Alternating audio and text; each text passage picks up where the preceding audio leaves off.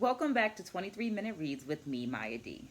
This is kind of like my virtual book club because in these 5 minute or so videos, I share with you my takeaways from my current reading. Right now, that is Black Performance Theory. As a part of my 23 to 23 challenge, I'm reading 23 minutes per day, every day as an action of self love, as an investment into myself, and as a way of providing myself with some consistency in an ever changing world. Hoping that you will join me along in this journey by liking this video, subscribing to the channel, and dropping some comments down there in that comment section so that there's an actual dialogue going on.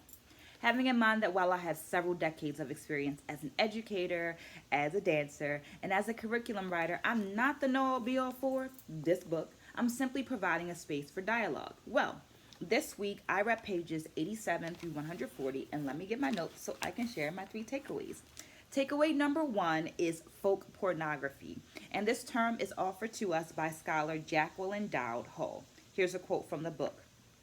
Therefore, Hall dubs the discourse surrounding the lynching folk pornography, thereby indicating that it was a shared voyeuristic discourse that expanded the number of audience members.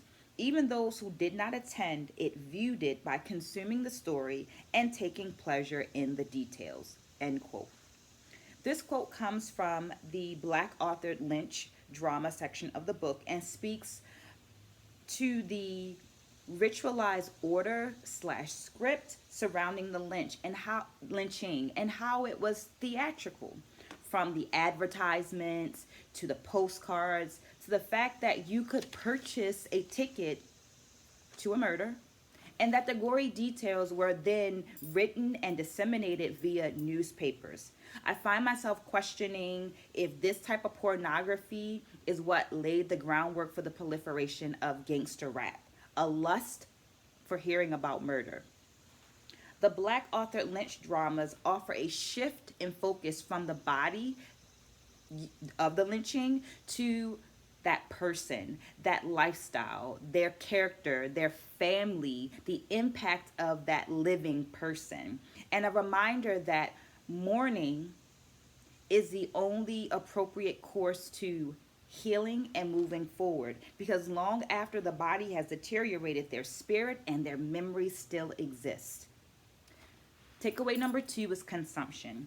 In the essay Reading Spirit and the Dancing Body in the choreography of Ronald K. Brown and Reggie Lewis, ideas of secular and sacred dance are discussed by Carl Paris, who elucidates linkage between spirit, concert dance, and cultural representation, end quote.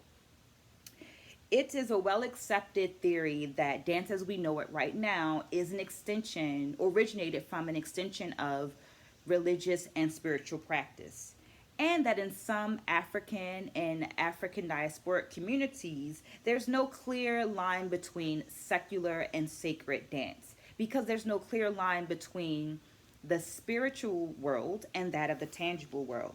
In these spaces, dance are a part of communion. Here's a quote from the book.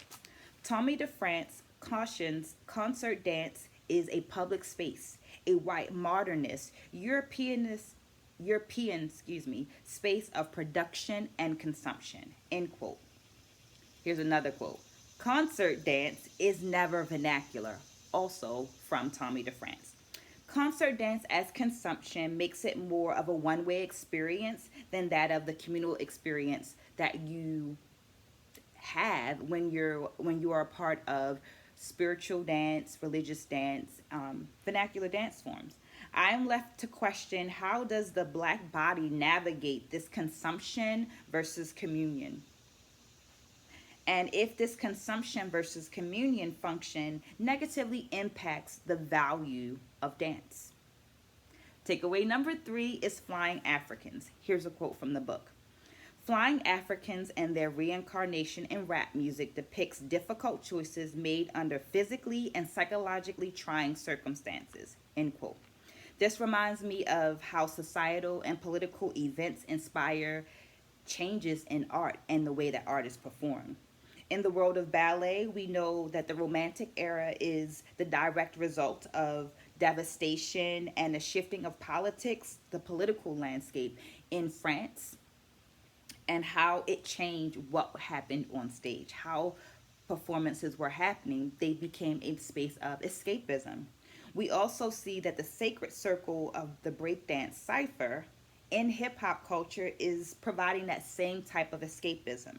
Now, I'm just beginning this section, so I would love to hear your comments, your ideas, and your thoughts about that section, about this book, and just wanting to create that dialogue. Thank you for staying to the end. Remember to share, subscribe, and to comment.